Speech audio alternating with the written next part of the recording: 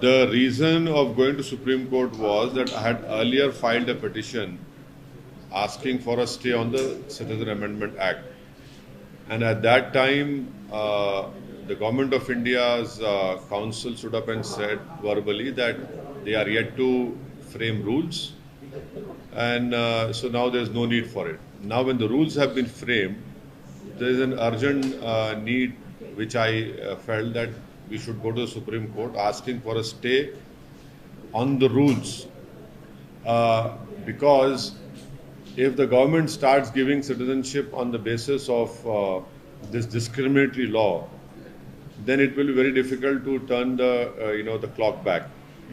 And secondly, the whole country knows that in Assam a Supreme Court monitored NRC was done, wherein 19 lakh people names were not included.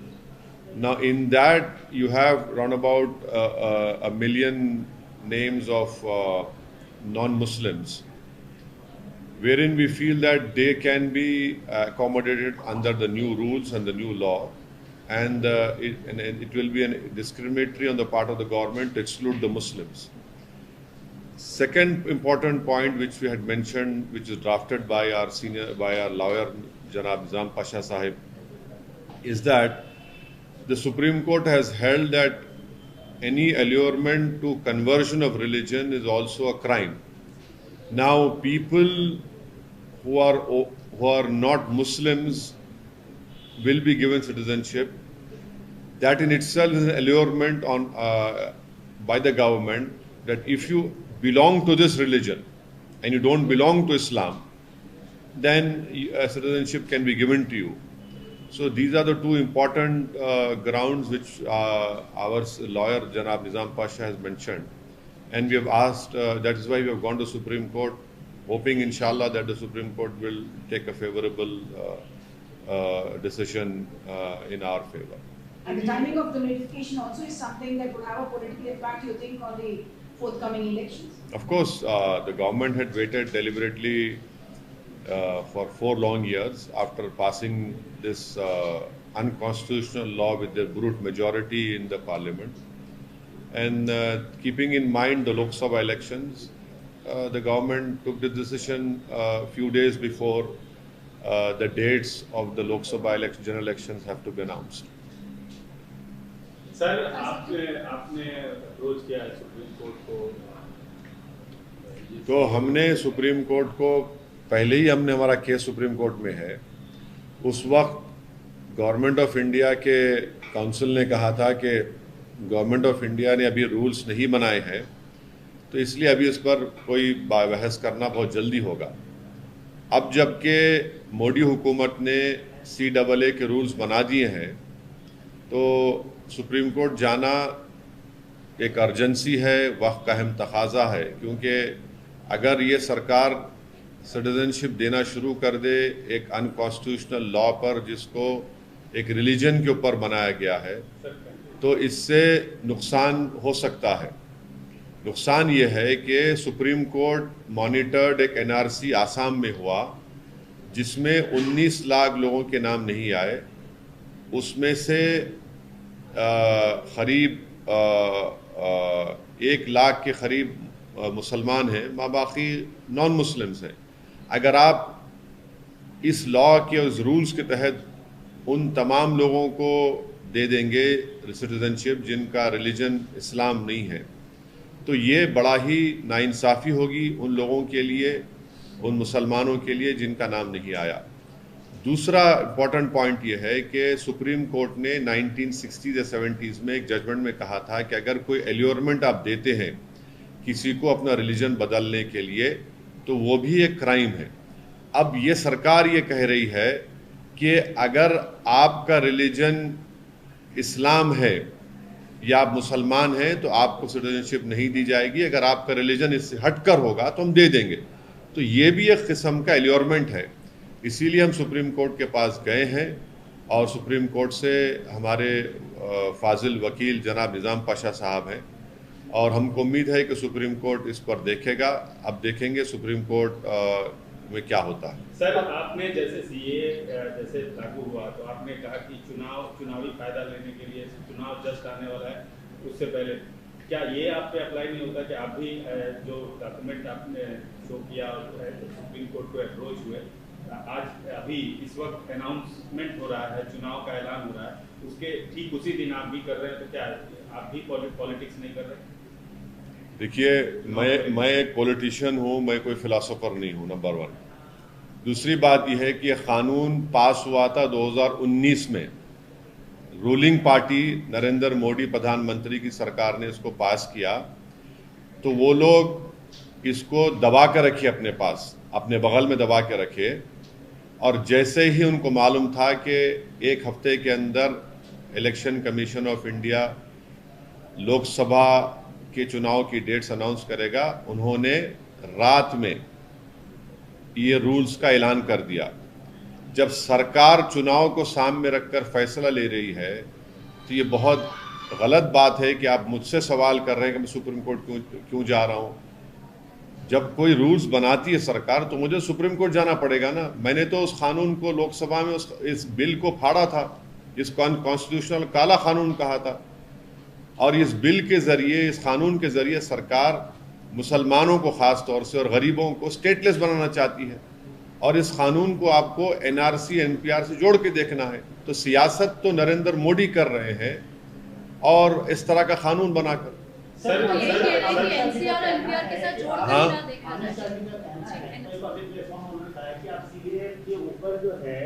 आप झूठ फैला रहे हैं, आप राजनीति कर रहे हैं, आप डर पैदा कर रहे हैं। उनका कहना है कि जो आप बात बोल रहे हैं वो प्रोविजन सीए के जो नोटिफिकेशन है, जो गवर्नमेंट का नोटिफिकेशन, उसमें नहीं है। उनका आरोप है कि आप जानबूझकर राजनीतिक फायदे मैं एक ही बात कह दी अमित शाह और नरेंद्र मोदी। क्या अमित शाह ने पार्लियामेंट में मेरा नाम लेकर नहीं कहा था कि देश में एनआरसी एनपीआर भी होगा? आपके कई टीवी चैनलों पर अमित शाह ने कहा था कि क्रोनोलॉजी समझिए, एनपीआर एनआरसी होगा। क्या बीजेपी ये कह दे कि आसाम में जो 19 लाख लोगों के नाम सुप्रीम कोर्ट मॉनिटर्ड एनआरसी जो हुआ था, जिसमें 1600 करोड़ रुपए खर्चा किए गए और 50 लोगों ने सुसाइड कर लिया, उसमें हेमंत बिस्व शर्मा जो मुख्यमंत्रियों कह रहे हैं, वो कह चुके हैं कि जो नॉन मुस्लिम है उनको सिटीजनशिप मिल जाएगी। मुसलमान क्या करेगा? वो एक खौफ का माहौल पैदा कर रहे हैं। मैं नहीं कर रहा हूं। पहले तो सिटीजनशिप का कानून आप मजहब की बुनियाद पर क्यों बनाया? आपने बनाया, इसको गलती आपने की, जो राइट टू इक्वालिटी के खिलाफ है भारत के संविधान के। तो वो कर रहे हैं सब चीजें। इलेक्टोरल बॉन्ड्स के लेकर आप आवाज उठा रहे हैं, तो इस इलेक्शन में जिस प्रकार से इलेक्टोरल बॉन्ड्स का इशू उठा है, तो किसको फायदा होगा और किसको नुकसान होगा? जो अपने आप को खरीदार के सामने बेच दिए, जो बिक गए, जिन्होंने बड़ी बोली लाकर वो खरीद लिया, तो वो उनको फायदा हो रहा है ना भाई। 6000 करोड़ के इलेक्टोरल बॉन्ड्स नरेंद्र मोदी की पार्टी को मिले हैं। 1500 करोड़ के इलेक्टोरल बॉन्ड्स ममता बनर्जी की पार्टी को मिले हैं, और 1300 कितने सेकंड नंबर पर बीआरएस को मिले हैं 1300 करोड़, नहीं सॉरी कांग्रेस को मिले हैं 1300 करोड़, फिर 1100 करोड़ बीआरएस को मिले हैं, फिर आरजेडी को 70 करोड़, एआईएडीएमके डीएमके सब है। तो इस हम्माम में सब नंगे हैं। नहीं मिले हैं ना भाई। अगर मिले होते तो फिर बी टीम का आपने हमको तमगा लगा दिया। इन तमाम पार्टियों ने मिलकर, इन तमाम ने हमको बी टीम बना दिया, और नरेंद्र मोदी ने कहा कि आतंकवादियों का साथ देता है। तो मैं ये सोच रहा हूं कि आप तमाम को साथ लेकर, क्योंकि 80% बॉन्ड हैदराबाद में बने, मैं ये सोच रहा हूं कि एक प्ले कार्ड लेकर इन तमाम कंपनी सामने जाकर खड़े हो जाऊं, पूछूं कि भाई मैंने क्या जुर्म किया था, आप मुझे क्यों नहीं दे रहे? हैदराबाद का तो मैं ही हूं, आप सबको दे रहे हैं। तो ये इलेक्टोरल बॉन्ड जो बनाया गया है, इसमें आपको इलेक्टोरल बॉन्ड तो ऐसा नहीं देता ना कि बाज लोग जो है ना क्या बोलते हिंदी का, पुण्य का काम, पुण्यों का काम करते हैं, सदका करते हैं, उर्दू में बोलते, मैं, मेरी अम्मा मर गई, मेरा बाप मर गया, मेरे दादा मर गए, चलो 100 लोगों को खाना खिला दो। तो ये लोग तो फ्री लंच नहीं दे रहे ना आपको। अगर कोई लॉटरी वाला 1200 करोड़ दे रहा है तो उसकी लॉटरी उड़ गई, समझे आप, क्योंकि वो दिया है। अगर कोई फार्मेसी कंपनी वाले 550 करोड़ रुपए दिए हैं तो सबको दवा लगाएंगे। अगर कोई इंफ्रा कंपनी वाला 1800 करोड़ दे रहा है तो भाई वो तो और प्रोजेक्ट लेगा। फ्री लंच तो है ही नहीं ना कोई भी, इसीलिए सुप्रीम कोर्ट ने उसको अनकॉन्स्टिट्यूशनल करार दिया। चुनाव से ठीक पहले क्या ये बात रहेगी, वोटर्स के दिमाग में ये बात रहेगी कि जैसे वोटर्स के दिमाग में बात डालना पड़ेगा कि भैया आपके पैसे आप ही से लेकर पॉलिटिकल पार्टीज को दिए जा रहे हैं और उसका उनको फायदा मिल रहा है, तो ना आपको नौकरी मिल रही है। देश का जो डेमोग्राफिक डिविडेंड है वो नौजवान है, युवा है, उनको नौकरी नहीं मिल रही है। हमारे पास इतना पैसा नहीं है कि हम अपनी आर्मी को मॉडर्नाइज कर सकें, और पैसा नहीं होने की वह एक वजह है जिसके लिए अग्निवीर लाना पड़ा। मगर पॉलिटिकल पार्टीज को पैसा आ रहा है, देश के लिए पैसा क्यों नहीं है? फिर आप देखते जाइए कितने काम रुके हुए हैं। तो इसके लिए यकीनन नौजवानों को, देश की जनता को समझाना पड़ेगा कि कैसे ये काम किया जा रहा है। सर, चुनाव से ठीक पहले जैसे चुनाव आज घोषित हो रहा है, बहुत सारी घटनाएं घट रही हैं। एक घटना आपके शहर हैदराबाद में कल शाम को घटी। पूर्व मुख्यमंत्री की बेटी को ईडी ने गिरफ्तार करके ईडी ले गई, और बीआरएस की तरफ से और पूर्व मंत्री केटीआर की तरफ से भी कई ऑब्जेक्शन किए गए। आपका क्या? नहीं, टीआरएस का वर्जन ये है कि उनका अरेस्ट गलत है और अभी कोर्ट में सुनवाई चल रही है, तो देखते हैं कोर्ट क्या फैसला करेगा। मेरी नेक तमन्नाएं उनके लीडर के साथ है। नहीं, जो ईडी का जो रुख देखा जा रहा है इंटायर इंडिया, तमाम विरोधी पार्टियां, जो बीजेपी की विरोधी पार्टियां हैं या केंद्र सरकार का जो विरोध कर रही हैं, वो ये कह रही हैं कि ये सब जो सेंट्रल एजेंसी है ये फ्रंटल ऑर्गेनाइजेशन की तरह काम कर रही है बीजेपी की। आपका क्या कहना है? पूरा देश देख रहा है, मैं भी देख रहा हूँ, आप भी देख रहे हैं, तो नई बात क्या है, हो रहा है ये। आप उनको चर्चा करके बुला रहे हैं। Successive terms you have represented Hyderabad. Now the BJP has brought in a political debutant who is accusing that you did not allow the jobs to come to the youth of Hyderabad. You did not allow the development of Hyderabad. I would like you to react to that. Well, every party has to contest the election, and there is nothing surprising in what BJP is saying. The only shocking part is that Mr. Narendra Modi had promised that he will give 2 crore jobs a year. Has that been fulfilled? Mr. Narendra Modi talks about making India the 3rd largest economy, but can Mr. Modi say what is the per capita income? Where are we at per capita income? At 150 number. So this is the important point. These are very important points. And thirdly, Mr. Narendra Modi's government has not been able to stop the PLA from occupying 2,000 square kilometers of our land. Out of 55 patrolling points, we have lost round about 15. This was said by the present SP of that area. So, and these are the inflation is an issue. Why is it that before elections petrol and diesel prices kind of decreased? Why didn't you decrease it, let us say 3 months before, 4 months before? And it proves my point that this nation requires elections every 6 months. This nation does not require one nation, one election. This will make any government dictatorial, which they are, and it will violate federalism, which is part of the basic structure of our constitution. This is political novice who is being now fielded by the BJP against you. How can I control it? You know, how can I pick and choose? No one can pick and choose their opponents. Whoever is a candidate, we have to contest against them. That's it. It's going to be the same for everyone. Sir, you have extended a hand of friendship to the Congress government here, to the Chief Minister here as well. Are you hoping that their help will also be required for you to fight this election in Hyderabad in terms of the kind of candidate that they put up here? As a candidate, I require help from everyone, including from you. You know, from people, every voter, I require help. Then only, any party or a candidate can win. How can I say that I will not take help from him or not take help from him? And why would I not welcome help from anyone? That means that the voters which are there, my primary importance is the Hyderabad voters, which hopefully I'll be contesting. So one cannot say, oh, I will not take that help, and everything has to be taken. Sir, कल आपने बयान दिया कि divisive forces के खिलाफ हमको काम करना पड़ेगा, मुख्यमंत्री के साथ आपने गले मिले हैं कल, और इस पर क्या कहेंगे सर? क्या नहीं, गले मिलना गुनाह है क्या? हरे रंग में सफेद भी जुड़ना है। हाँ, हरे रंग के ऊपर सफेद। अरे भाई, तिरंगे में हरा भी है, सफेद भी है, सैफरन भी है। अरे नहीं, नेशनल फ्लैग में सब रंग है। आप लोग देख ही नहीं रहे नेशनल फ्लैग को। अच्छा, मेरे को हरे से क्यों जोड़ रहे आप? ये बोलिए आप। मैं तो सफेद शेरवानी पहना हुआ हूँ, हरे से जोड़ना है क्या मतलब है? मुसलमान है तो हरा ऊन। अरे भाई, ये अब ऐसा हो गया तो क्या तरबूजा मेरा है, खरबूजा आपका है क्या? संतरा आप? कांग्रेस के साथ आप जो है अभी कांग्रेस के चीफ मिनिस्टर और कांग्रेस रेवंत रेड्डी के साथ काफी देखिए, दोनों एक दूसरे की तारीफ कर रहे हैं। कहा यह जा रहा है कि पहले आपकी दोस्ती बीआरएस के साथ थी, अब कांग्रेस के साथ आपकी दोस्ती। देखिए, एक बात सुनिए,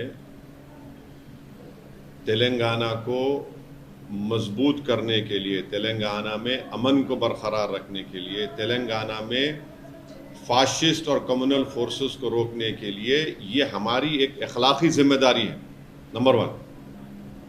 और हम पिछले 10 साल से भी करते आए, अभी भी हमको करना है। इसलिए हैदराबाद हो या तेलंगाना, वहाँ पर कम्युनल राइट्स ये सब चीज़ें नहीं हुई। दूसरी बात यह है कि मैं उनका शुक्रिया अदा किया कि उन्होंने आकर मेट्रो के जो एक लाइन बची हुई थी हैदराबाद पार्लियामेंट कॉन्स्टिट्यूंसी में, काम हो गया हैदराबाद पार्लियामेंट कॉन्स्टिट्यूंसी मेट्रो का, मगर एक लाइन जो बची हुई थी जुबली बस स्टैंड से फलकनुमा का, उन्होंने फाउंडेशन स्टोन डाला।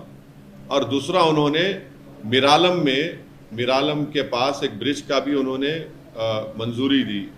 तीसरा, मेरे कॉन्स्टिट्यूंसी में रोड वाइडनिंग के लिए उन्होंने 200 करोड़ रुपए दिए, मैं उनका शुक्रिया अदा किया।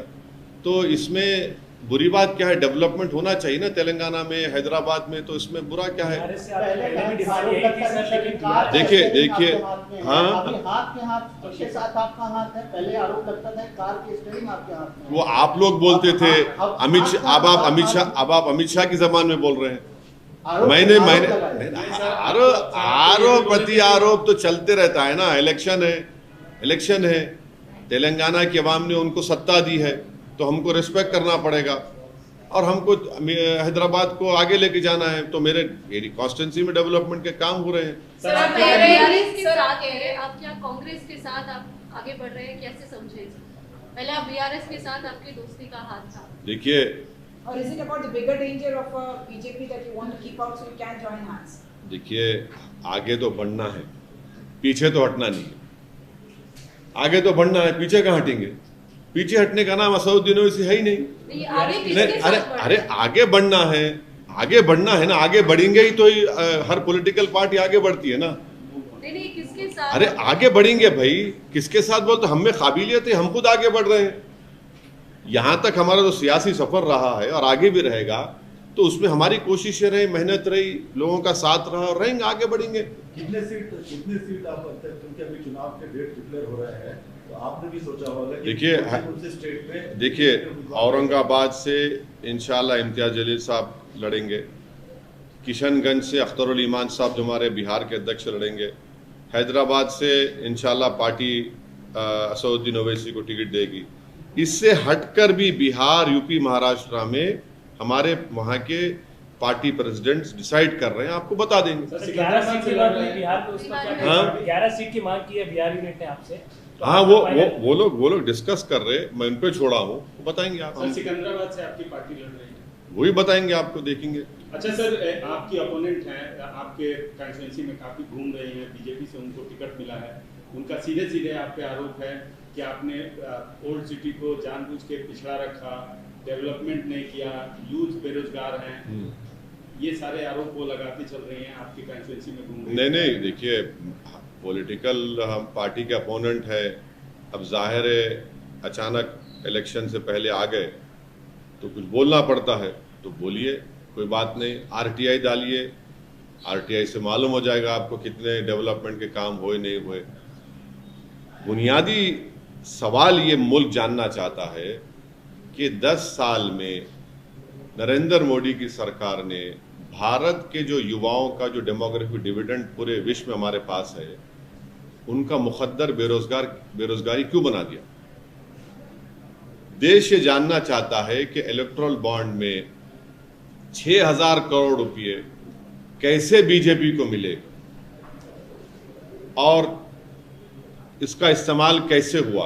देश ये जानना चाहता है कि जिन्होंने आपको दिया है, आपने उनको क्या क्या नहीं दे दिया है। हाँ, आपने एक बॉन्ड उनको दिया तो आपने उन पर एक बार नहीं कई चीजें उन पर वार दी आपने। तो ये देश जानना चाहता है कि 2000 स्क्वायर किलोमीटर 56 इंच का सीना रखने वाले प्रधानमंत्री चीन को क्यों छोड़ दिए जमीन। वो या बताना पड़ेगा उनको। भाई बीजेपी के पास जो 6,000 करोड़ रुपए आए हैं, वो तो मिनिस्ट्री ऑफ सोशल जस्टिस का पूरा बजट है, मालूम आपको। 6,000 करोड़ बीजेपी के पास है और देश के नौजवान की जेब फटी हुई है।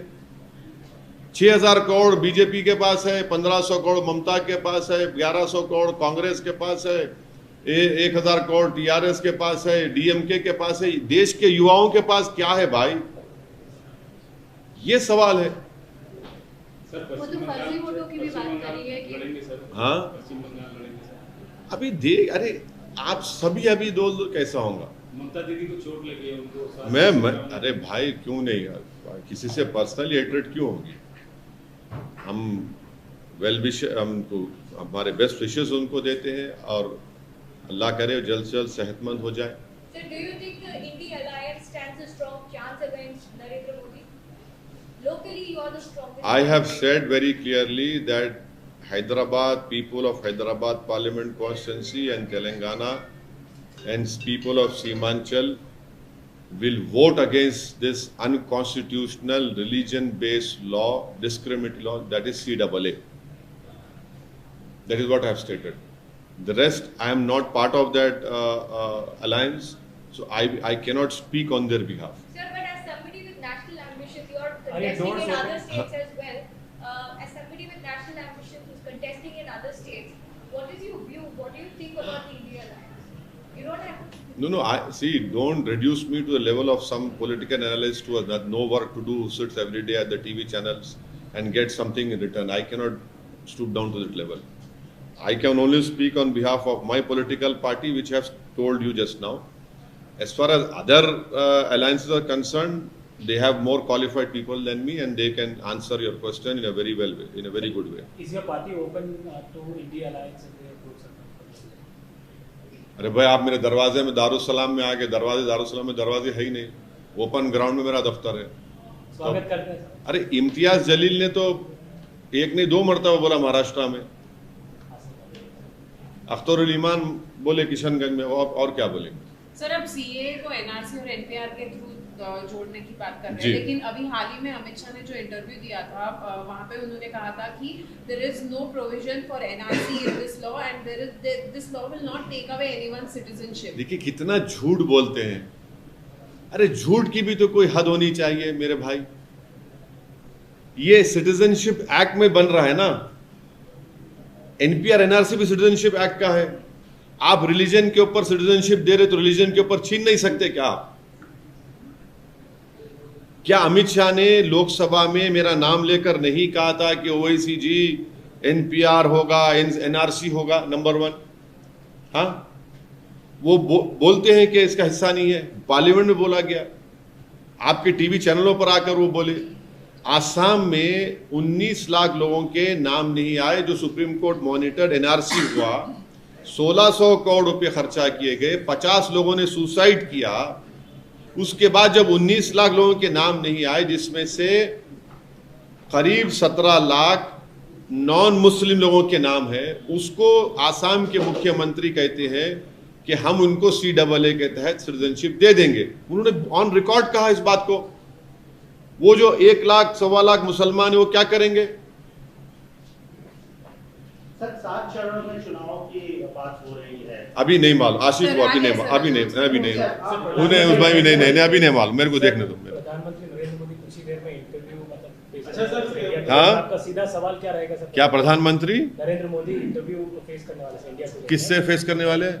इंडिया अरे आपके चैनल पे जा रहे, मेरे चैनल पे आ रहे, तो क्या आपका सीधा आप? सवाल- मैं एंकर हूँ। आपका कोई अरे मैं सीधा एंकर हूँ, मैं एंकर हूँ। आपकी तरफ से सवाल- अरे क्या आपकी छोड़ो सवाल- छोड़ो यार, मैं एंकर हूँ क्या थोड़ी? एमआईएम 3 सीटों से आगे बढ़ के अरे तो मैं आपको बोल दिया हूँ, अभी बोला हूँ फिर। नहीं बताया सर। नहीं अभी मैं तो कहा हूँ ना कि बिहार, उत्तर प्रदेश, महाराष्ट्र के हमारे पार्टी के प्रेसिडेंट इस पर फैसला लेंगे और आपको बताएंगे। सर नोटिफिकेशन घोषणा हो चुकी है, आपकी पार्टी कितनी प्रिपेयर आप वो प्रिपेयर, देखिए हम लोग चुनाव के लिए प्रिपेयर नहीं होते, हम लोग साल के 12 महीने, हफ्ते में 6 दिन हम बराबर जनता के दरमियान में रहते हैं और यही हमारी तैयारी है और इंशाल्लाह हमको उम्मीद है कि इंशाल्लाह अच्छा